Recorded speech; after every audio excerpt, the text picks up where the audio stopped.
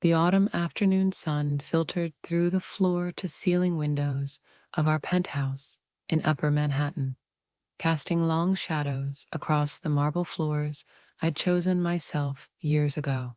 I was Amanda Mills, 45, a woman who'd traded her dreams for a partnership that built an empire. Vanguard Global, our multi-billion-dollar tech firm, had started in a cramped Brooklyn garage, where Alex and I worked nights while I studied law part-time. I'd drafted our first contracts, negotiated our initial deals, sacrificed my career to support his vision. For 20 years, I'd been the silent force behind his success, the one who balanced the books, smoothed investor tensions, and kept our home running while he chased glory. We were the power couple, the black duo who'd broken barriers, inspiring articles and speeches. But lately, the cracks had shown. I'd noticed the changes months ago. Alex's late nights, his distracted glances at his phone, the way he'd pull away when I touched him. I dismissed it as stress from the upcoming IPO. But last week, when I borrowed his tablet for a quick email check, a message popped up from EL. "Can't wait for tonight. You make me feel alive again." My heart dropped. Emma Lancaster, his 24-year-old white assistant, hired 3 months ago for her fresh ideas. I scrolled, the words blurring. "You're my inspiration, Alex. Amanda doesn't understand passion like you do." I confronted him that evening, my voice calm, but edged with the steel I reserved for courtrooms I'd never entered. He was in his study, tie loosened, Emma's photo on his desk, disguised as a team shot. "Who is she?" I asked, holding the tablet. Alex looked up, his dark eyes, once so full of love, now cold. "Amanda, let's not do this." "Do what?" "Ignore that you're cheating," I said, my tone rising. "With your assistant? She's half your age, Alex." He stood, his 48-year-old frame still imposing, the man I'd loved since we were broke and dreaming. "It's over, Amanda. I'm in love with Emma. She gives me fire, energy, the things you lost years ago." The words hit like ice water. "Lost? I gave up everything for you, for us. The company, our life, it's ours." He laughed, bitter. "Ours? I built Vanguard. You were support. Good support, but that's it." I stepped closer, my hands trembling. "Support? I wrote the contracts, handled the early investors. I was your partner, not your shadow." He waved a hand, dismissing me. "You were great at the start, but now you're comfortable." Emma challenges me. She's young, vibrant, and honestly, after the miscarriage, you changed. You couldn't give me a family, so why hold on to this? The mention of our lost child, years ago, twisted the knife. Tears stung, but I held them back. "You blame me for that? For something we both grieved?" He shrugged. "I'm filing for divorce. You'll get a settlement enough to live well. But the company stays with me." The door opened then, and she walked in. Emma, 24, blonde hair cascading, her white skin glowing under the light, her dress hugging curves I'd long since accepted weren't mine anymore. She touched Alex's arm, possessive. "Alex, is everything okay?" He pulled her close. "It's fine, baby." Amanda was just leaving. I stared, the betrayal complete. "You're doing this here, in our home?" Emma met my eyes, her voice sweet but laced with triumph. "I'm sorry, Amanda, but Alex deserves happiness." I grabbed my coat, my valley already packed in the bedroom I'd prepared. deep down knowing this was coming. As I wheeled it out, Alex called, "Sign the papers, make it easy." I paused at the door, looking back. Easy? You think this ends easy? You forgot who wrote those contracts, Alex, who protected us from the start. He laughed. A piece of paper? I have lawyers now. Emma leaned into him, her hand on his chest. The sight burned, but I turned away. Stepping into the elevator, the doors closed on their embrace, and as the car descended, tears finally came. 20 years, gone. But in the valley, tucked away, was a copy of our marriage contract, the one I'd drafted as a law student, giving me 50% stake in case of divorce. Alex had signed it, laughing. We'll never need this. The cab took me to Brooklyn's old headquarters, a dusty building we'd outgrown. In the empty office, under flickering lights, I opened my laptop. The email login worked. Alex had forgotten to revoke my access. Files flooded in, shady contracts, hidden funds under Emma's name, inflated reports for the IPO, and a recording from a private meeting, Alex's voice slurred from wine. Amanda thinks she's co-founder. That paper means nothing. I run this. I closed the laptop. The autumn night dark outside. He thought he'd broken me, but he'd forgotten. I built this empire too, and I'd take it back, not for revenge, but for me. The autumn wind had picked up by the time I opened my email that evening, sitting at the kitchen table with a cup of tea that had gone cold. The incident on my porch still lingered like a bad taste, the way Fletcher and Andrew had dismissed me, their lights fading as if I were nothing more than a false alarm. I'd spent the days since throwing myself into work, prosecuting cases with a fervor that masked the bruise on my pride. At 36, I'd learned to compartmentalize, to push forward when the world tried to push back. But that didn't mean the hurt vanished. It simmered, quiet and insistent.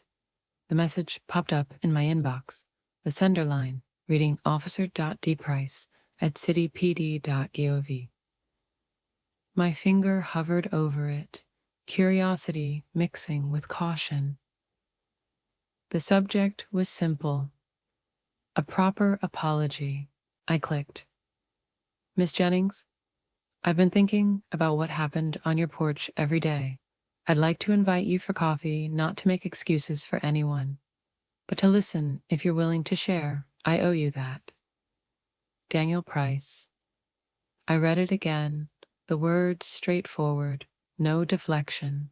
Owe me? It was the first time someone from that side had acknowledged a debt. I leaned back, the chair creaking under me. Part of me wanted to ignore it, to let the wound scab over without reopening. But another part, the prosecutor in me, always seeking truth, wondered what he had to say.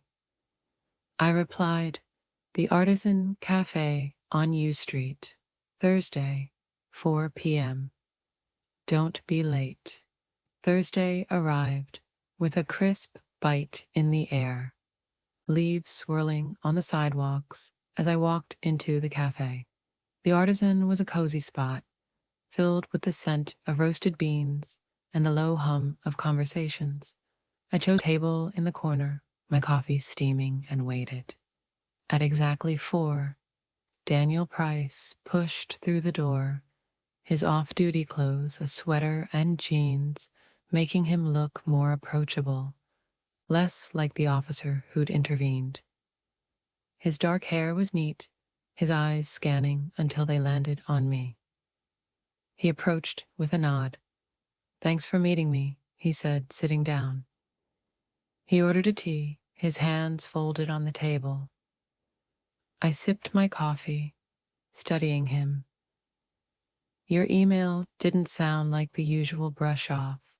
What do you want to say?" He met my gaze, his voice even. I saw what happened. Fletcher and Andrew, they jumped to conclusions. It wasn't right, and I'm sorry I didn't stop it sooner.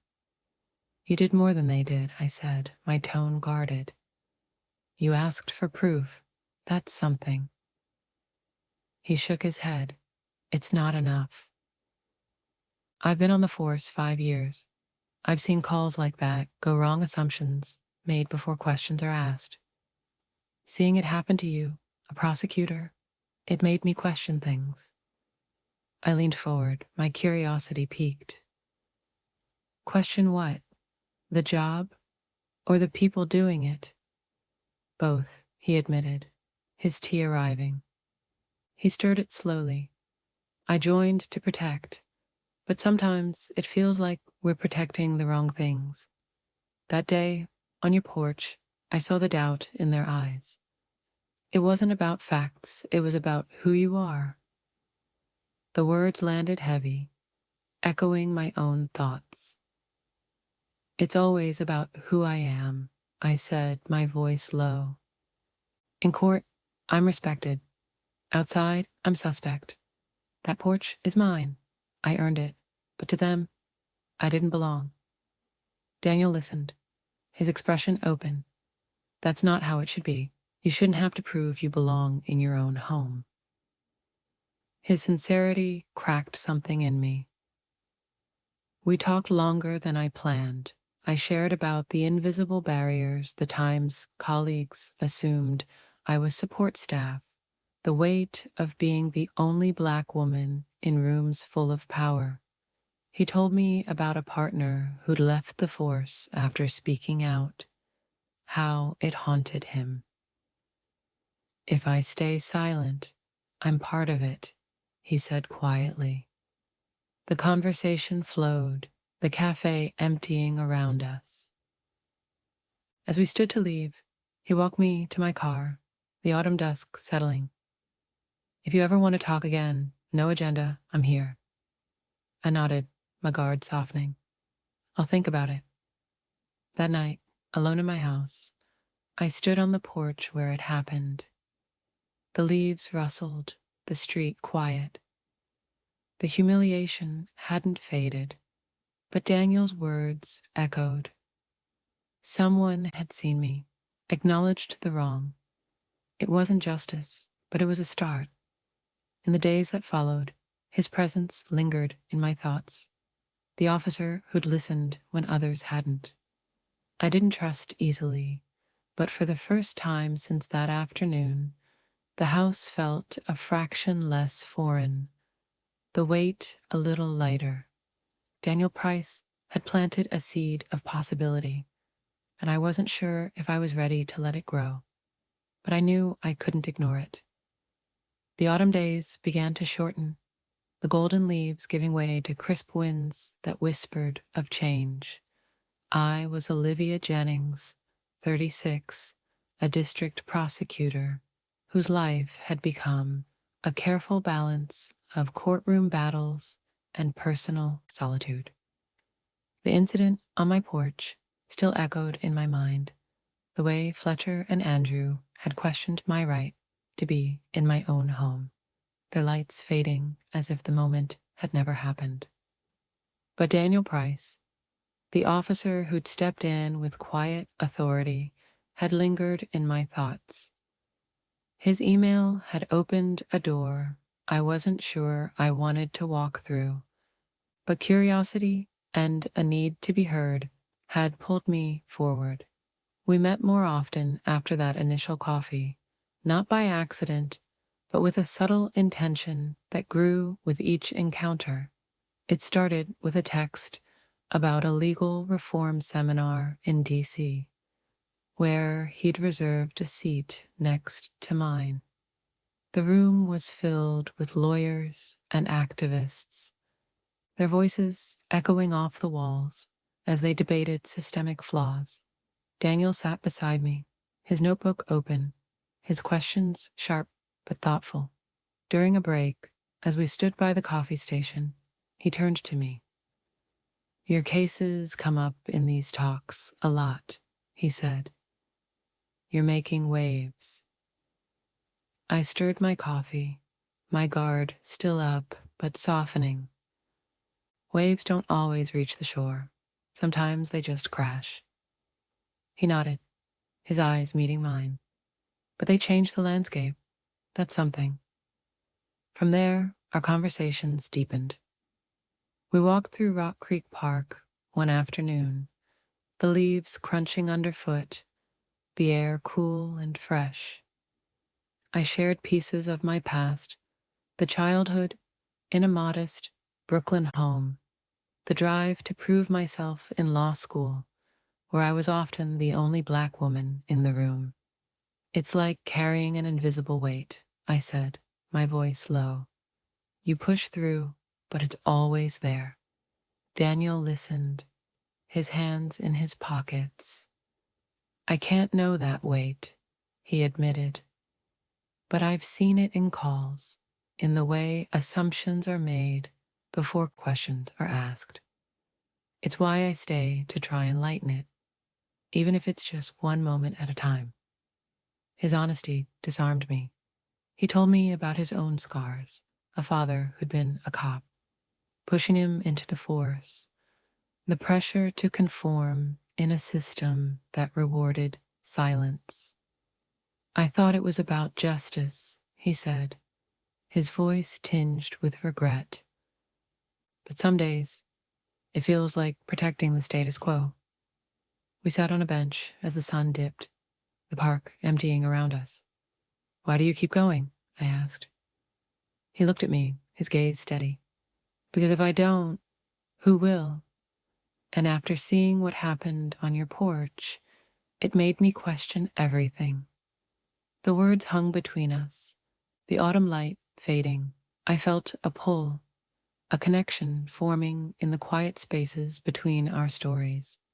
He wasn't like the others, quick to defend the badge. He questioned it, just as I did the law. One evening, as rain began to fall, he held his umbrella over me, our shoulders brushing. I can handle it, I said, half protesting. I know, he replied, his voice soft. But if I'm here, why not share the cover? I didn't pull away. The chasm between us, my role, prosecuting, his enforcing felt less wide in those moments. We attended more events together, where he'd support my views without overshadowing.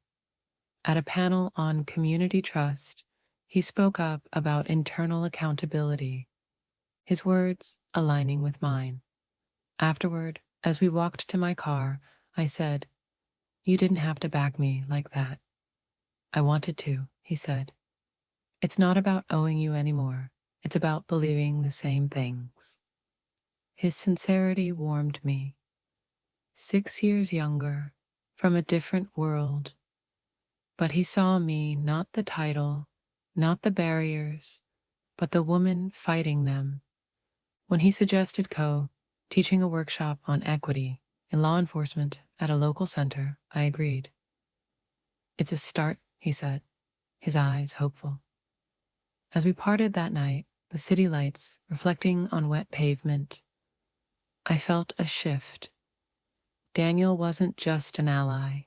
He was becoming essential, a mirror reflecting strength I'd forgotten. The porch incident had left scars, but with him, healing felt possible. I wasn't ready to define us, but I knew I wanted more conversations, more walks, more of the man who'd chosen to see me fully. The path ahead was uncertain, but with him beside me, it felt a little less lonely. The internal hearing room at police headquarters was stark, its fluorescent lights casting harsh shadows on the long table where the panel sat. I positioned myself as the independent legal overseer, my notebook open, my expression a mask of neutrality. At 36, I'd presided over countless proceedings, but this one felt different, personal, like a thread pulled from the fabric of my life. Daniel Price sat across from the board, his uniform crisp, his face composed, but his eyes carrying the weight of what was to come. Wilder, the accused officer, sat beside his representative, his posture defensive, his gaze flicking to Daniel with a mix of betrayal and defiance. The session began with the footage, a silent video from the alley, showing Wilder's restraint on the teenager, the boy's wide eyes, the unnecessary force. The panel questioned Wilder first, his answers clipped, defensive. It was protocol. The kid resisted. Then Daniel took the stand. His voice was steady as he described the incident. Not just the physical actions, but the pattern. He'd observed quick assumptions, disproportionate responses, the way fear was weaponized. "I've seen it before," he said, his gaze level, "and I couldn't stay silent this time." The board pressed him. "You're accusing a colleague who saved your life. In a call 2 years ago. Is this personal?" Daniel didn't waver. "It's about right and wrong. If we don't hold ourselves accountable, who will?" From my seat, I watched, my pen scratching notes, my heart tight. The room filled with tension, whispers from the officers in attendance, their eyes avoiding Daniel's. No one patted his back as he stepped down, only averted gazes and heavy silence. Wilder was suspended indefinitely. The department rattled, but no apologies were issued to the boy, to Daniel, or to the system that allowed such flaws. That evening, Daniel waited outside the headquarters, his coat buttoned against the chill, his face drawn. He saw me emerge and stepped forward.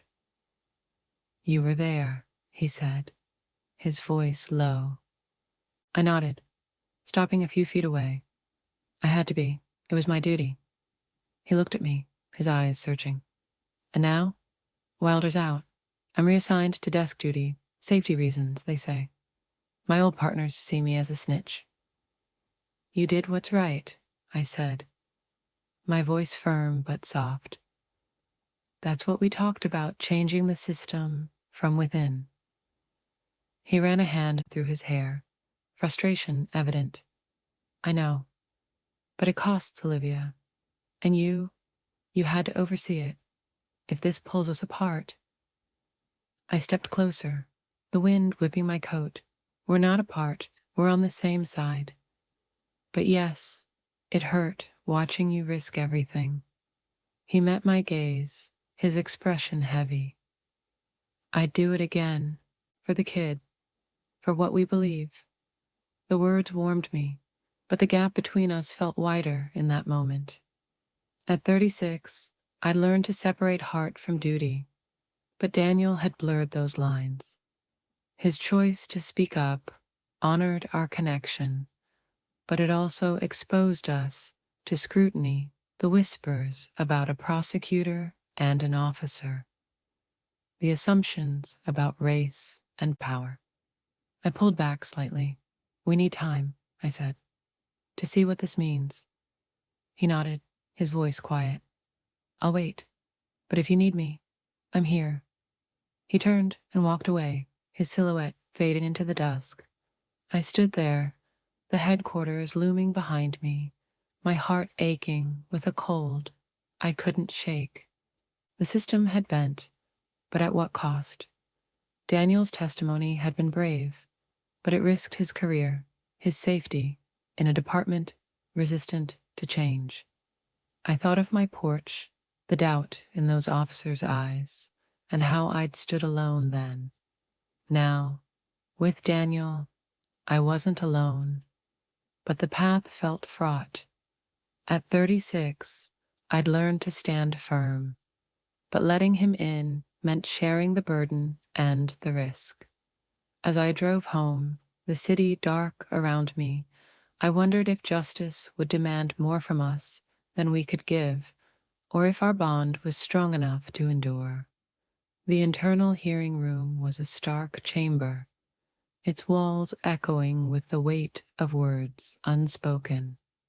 I sat as the independent legal overseer, my pen poised over my notebook, my expression a mask of impartiality. At 36, I'd navigated countless such proceedings, but this one cut deeper, the teenager's face from the footage haunting me, Wilder's defensiveness, and Daniel's testimony hanging in the air like a verdict waiting to fall. He took the stand, his uniform crisp, his voice steady as he recounted the alley incident, not just the actions, but the systemic flaws that allowed it. "We can't stay silent," he said, his gaze level. "If we do, we're part of the problem."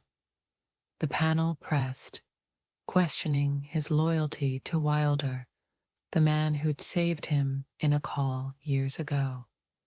Daniel didn't flinch. Loyalty doesn't mean turning a blind eye. It's about doing right, even when it costs. From my seat, I watched, my heart tight. The room filled with murmurs, officers shifting, their eyes avoiding Daniel's. No one clapped his shoulder as he stepped down, only averted gazes and heavy silence. Wilder was suspended. The department rattled, but no apologies were issued to the boy or to those like me who'd felt the system's weight.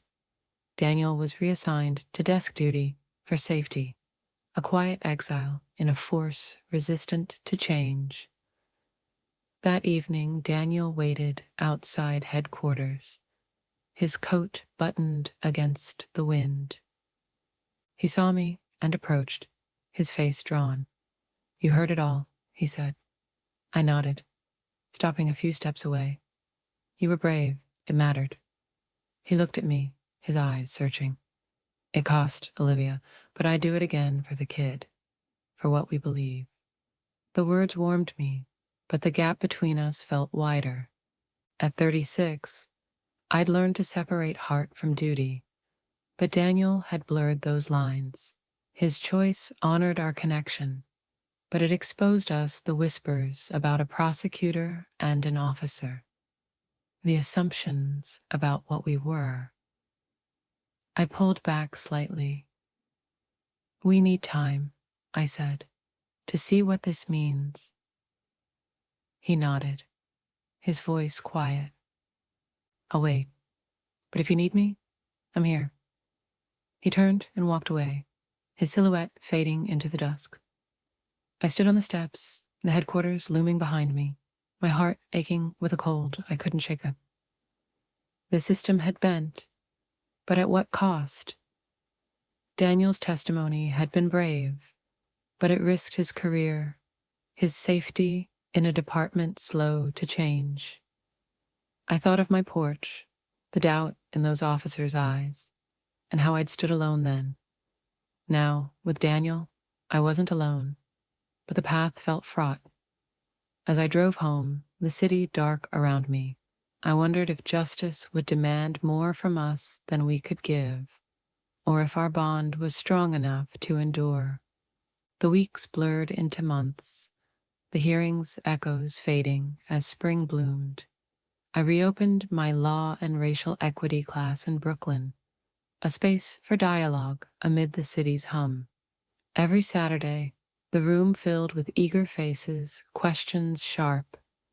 In the front row sat Daniel, his notebook open, his contributions thoughtful. He didn't seek attention, but when he spoke, it was to build on my points, his voice carrying the weight of experience. One morning, as class ended, he helped stack chairs, his sweater sleeves rolled up. "You're changing minds in here," he said, his smile quiet. "We both are," I replied, my voice softer.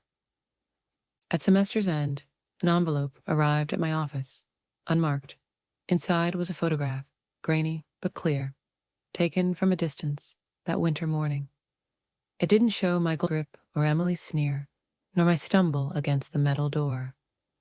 Instead, it captured Lucas, standing at the edge of the crowd, his fists clenched, his face turned toward me, torn between inaction and resolve.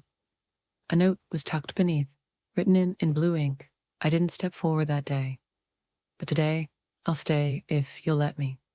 I held the photo, my throat tight. At 36, I'd built a life on solitude, trusting only myself to carry the weight of my battles. Lucas, 6 years younger, from a world that rarely challenged him, had seen me not the judge, not the symbol, but the woman who'd stood alone. He hadn't promised to fix the world, only to walk beside me, and that was enough to shift something deep within. I learned then that justice isn't always a verdict. Sometimes it's the quiet courage of someone who chooses to stay. Lucas didn't erase the pain of that morning, but his presence taught me that connection, fragile, imperfect, could heal wounds the law couldn't touch. I didn't know what we were, friends, allies, or something unspoken, but I knew I wasn't alone anymore. I slipped the photo into the drawer where I kept my most significant case files, a private archive of moments that mattered. As I stepped out of the center that final Saturday, Lucas waited in the hall, his coat slung over his arm. "See you next week?" he asked, his smile tentative. I nodded, my own smile, small but real. Next week. Outside, Brooklyn buzzed with the first signs of spring, the air soft with possibility. I didn't know if Lucas and I would ever be more than these two people bound by a shared fight, a shared scar. But as I walked into the sunlight, his footsteps steady beside me, I felt something bloom, quiet and new. Not love, not yet, but trust, a fragile seed, planted in the space where justice and humanity meet. It was enough, for now, to know someone had chosen to stay.